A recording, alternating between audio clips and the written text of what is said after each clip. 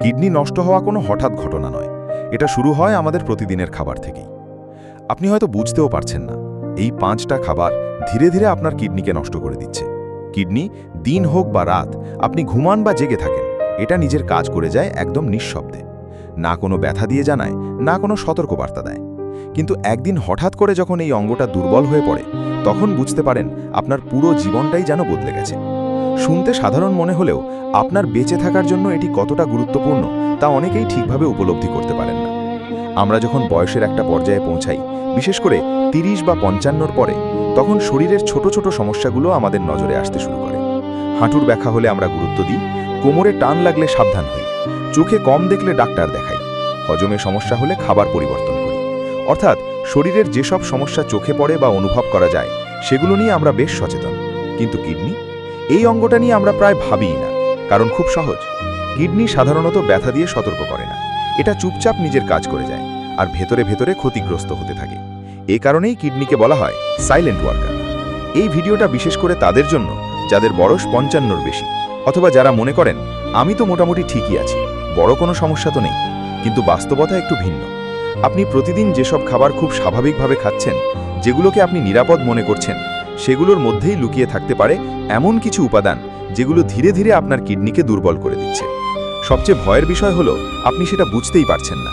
তাই আজকের এই ভিডিওটি আপনার জন্য খুবই গুরুত্বপূর্ণ। শেষ পর্যন্ত সে এমন কিছু তথ্য থাকবে যা হয়তো আপনার জীবনধারা পুরোপুরি বদলে দিতে পারে। এখন একটু সহজভাবে কিডনির কাজটা বুঝে নিই। অনেকেই মনে করেন কিডনির কাজ শুধু প্রস্রাব তৈরি করা, কিন্তু বাস্তবে কিডনি আপনার শরীরের সবচেয়ে গুরুত্বপূর্ণ ফিল্টার সিস্টেম। প্রতিদিন এটি আপনার রক্ত থেকে বর্জ্য পদার্থ ছেঁকে বের করে, অতিরিক্ত পানি ও লবণ নিয়ন্ত্রণ করে, রক্তচাপ নিয়ন্ত্রণে গুরুত্বপূর্ণ ভূমিকা রাখে, এমনকি আপনার হাড়ের স্বাস্থ্যের সাথেও সরাসরি সম্পর্ক রয়েছে।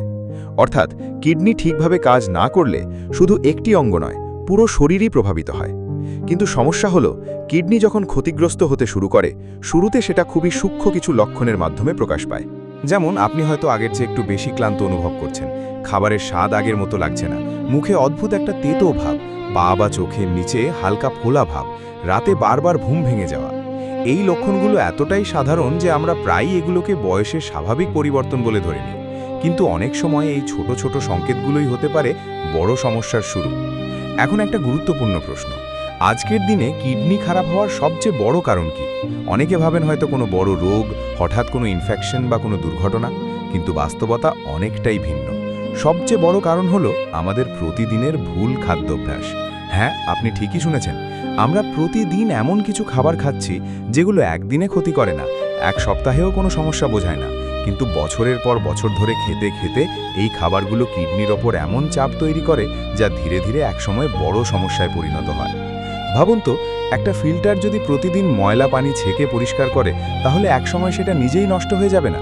ঠিক একইভাবে আপনার কিডনিও প্রতিদিন আপনার খাবার থেকে আসা বিভিন্ন ক্ষতিকর উপাদান ছেঁকে বের করছে। কিন্তু যখন সেই ক্ষতিকর উপাদানের পরিমাণ বেশি হয়ে যায়, তখন কিডনি আর সামাল দিতে পারে না। ফলাফল, ধীরে ধীরে কার্যক্ষমতা কমে যায়। আর সবচেয়ে বিপজ্জনক বিষয় হলো, এই পুরো প্রক্রিয়াটা হয় একদম নীরবে।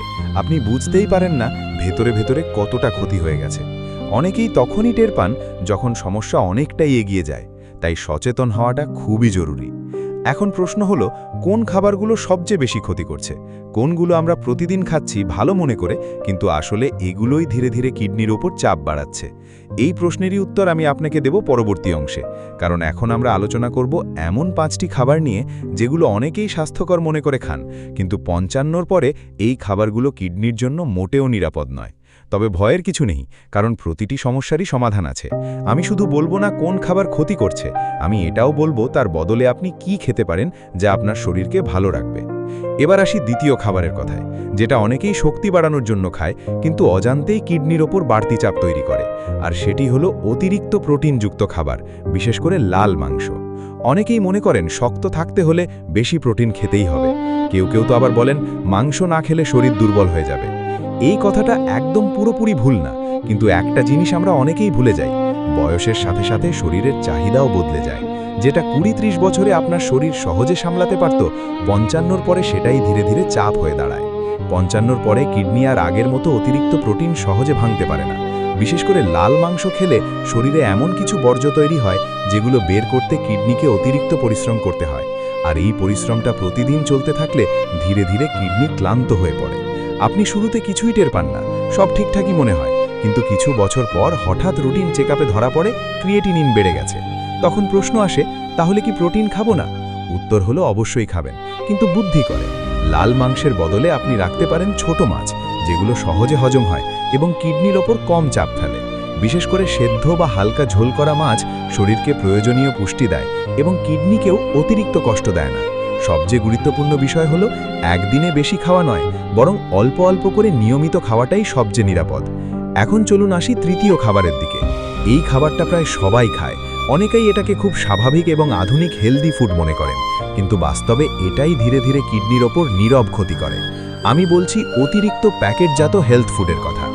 আজকাল বাজারে আমরা দেখি protein powder, health drink, instant soup, low fat লেখা নানা ধরনের খাবার। দেখতে স্বাস্থ্যকর মনে হলেও এগুলোর ভেতরে থাকে নানা ধরনের কেমিক্যাল, ফ্লেভারিং এবং প্রিজারভেটিভ। এই উপাদানগুলো দীর্ঘ সময় ধরে শরীরে গেলে কিডনিকে অতিরিক্ত ফিল্টারিং করতে হয়। আর সমস্যা এখানেই, ধীরে ধীরে কিডনি দুর্বল হতে শুরু করে, কিন্তু আপনি বুঝতেই পারেন না। বিশেষ করে যাদের বয়স বাড়ার সাথে সাথে দুর্বলতা কমানোর জন্য এই ধরনের খাবারের উপর নির্ভর করেন, তাদের ক্ষেত্রে ঝুঁকিটা আরও বেশি। এর সহজ সমাধান কি? সবচেয়ে ভালো হলো ঘরের সাধারণ খাবার, সেদ্ধ সবজি, হালকা ঝোল, তাজা রান্না করা খাবার। যে খাবারের উপকরণ আপনি নিজ চোখে দেখছেন, নিজ হাতে তৈরি করছেন, সেটাই কিডনির জন্য সবচেয়ে নিরাপদ। এখন আসি এই পার্টের শেষ এবং সবচেয়ে গুরুত্বপূর্ণ খাবারের দিকে। এই খাবারটা আমরা প্রায় সবাই খাই, বিশেষ করে রাতে। আমি বলছি অতিরিক্ত ভাজা খাবারের কথা। বেগুনি, চপ, পেঁয়াজু, ভাজা আলু, এই ধরনের খাবার আমরা খুব স্বাভাবিকভাবে খাই, কিন্তু এই ভাজা খাবারে থাকে অতিরিক্ত তেল এবং লবণ। এই দুটো একসাথে কিডনির ওপর ভয়ঙ্কর চাপ তৈরি করে। রাতে এই ধরনের খাবার খেলে শরীর ঠিকমতো বিশ্রাম নিতে পারে না, আর কিডনিও তার স্বাভাবিক কাজটা ঠিকভাবে করতে পারে না। ধীরে ধীরে এই চাপ জমতে থাকে, আর সেটাই ভবিষ্যতে বড় সমস্যার দিকে নিয়ে যায়। এর বদলে আপনি কি করতে পারেন? ভাজা খাবারের বদলে আপনি বেছে নিতে পারেন সেদ্ধ বা হালকা ভাবে রান্না করা খাবার। রাতে চেষ্টা করুন খুব হালকা খাবার খেতে, কারণ রাতের বেলা শরীরের কাজ স্থির হয়ে যায়, আর সেই সময় কিডনিকে বিশ্রাম দিতে পারলেই সে আরও ভালোভাবে কাজ করতে পারে। এখন যদি আমরা সবকিছু একসাথে দেখি, অতিরিক্ত লাল মাংস, অতিরিক্ত চিনি, প্যাকেটজাত হেলথ ফুড, ভাজা খাবার, এই চারটি জিনিস ধীরে ধীরে আপনার কিডনিকে দুর্বল করে দিতে পারে। কিন্তু একটা কথা খুব গুরুত্বপূর্ণ, আমি কোথাও বলিনি এগুলো একেবারে বন্ধ করে দিতে হবে। আমি বলছি পরিমিত খান, বুদ্ধি করে খান, আর বয়স অনুযায়ী খাবার অভ্যেস তৈরি করুন। কারণ এই বয়সে এসে শরীরের সাথে যুদ্ধ করে বেঁচে থাকা যায় না। শরীরকে বোঝাতে হয় আমি তোমার যত্ন নিচ্ছি।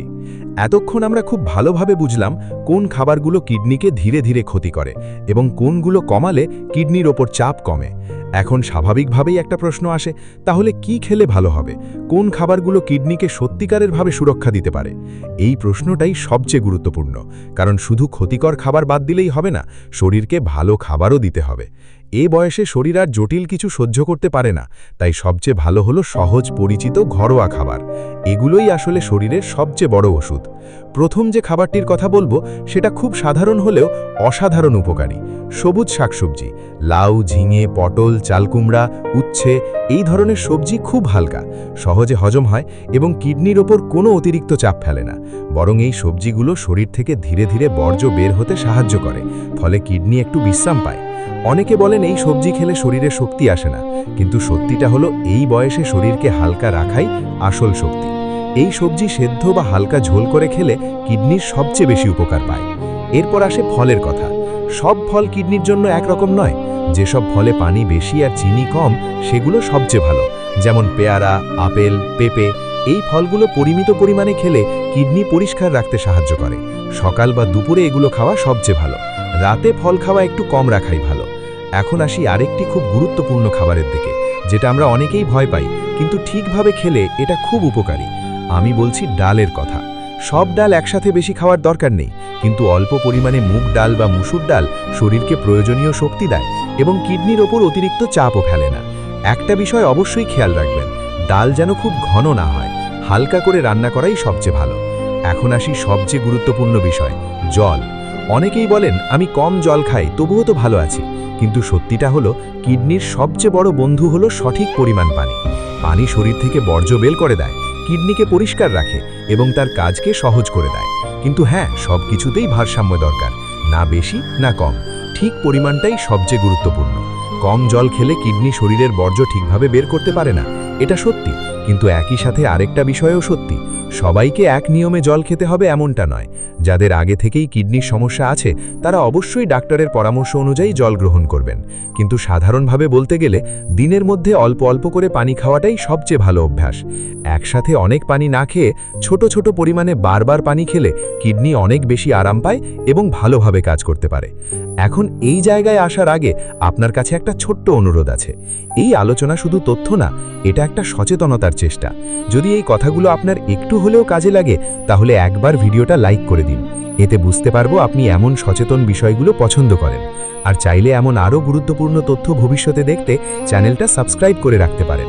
এতে করে আপনার চোখে পড়বে আরও অনেক স্বাস্থ্য বিষয়ক গুরুত্বপূর্ণ আলোচনা, যা আপনার নিজের বা আপনার পরিবারের কারো কাজে লাগতে পারে। এখন শেষ দিকে আসি। এই বয়সে এসে আমরা সবচেয়ে বড় যে ভুলটা করি সেটা হলো শরীরের সংকেতকে গুরুত্ব না দেওয়া। শরীর যখন ক্লান্ত হয় আমরা বলি বয়স হয়েছে তো। শরীর যখন সংকেত দেয় আমরা ভাবি এটা তেমন কিছু না। কিন্তু মনে রাখবেন, কিডনি কখনো চিৎকার করে না, এটা ধীরে ধীরে নীরবে ক্ষতিগ্রস্ত হয়। আজ যদি আপনি একটু সচেতন হন, খাবারের ব্যাটাহে একটু বুদ্ধি খাটান আর শরীরকে একটু সময় দেন, তাহলে আগামী দিনগুলো অনেক বেশি শান্ত ও সুস্থ হতে পারে। ডায়ালিসিস যেন আপনার জীবনের অংশ না হয়, সেই সিদ্ধান্তটা আজ থেকেই শুরু হতে পারে। কারণ সবচেয়ে বড় চিকিৎসা হলো সঠিক খাবার এবং সচেতন জীবনযাপন। শেষে শুধু একটা কথাই বলবো, আপনার শরীর আপনার সারা জীবনের সঙ্গী। এটা আপনাকে কখনো ছেড়ে যায় না। তাই আজ থেকে একটু যত্ন নিন, কম খান, সহজ খান আর ভেবে খান। এই ছোট ছোট পরিবর্তনই আপনাকে বড় বিপদ থেকে রক্ষা করতে পারে। যদি এই ভিডিওটা আপনার ভালো লেগে থাকে এবং মনে হয় এই তথ্যগুলো আপনার পরিবার বা প্রিয়জনের কাজে লাগতে পারে, তাহলে অবশ্যই তাদের সাথে শেয়ার করুন। ভিডিওটি ভালো লাগলে লাইক, কমেন্ট, শেয়ার ও সাবস্ক্রাইব করে পাশে থাকবেন। ধন্যবাদ।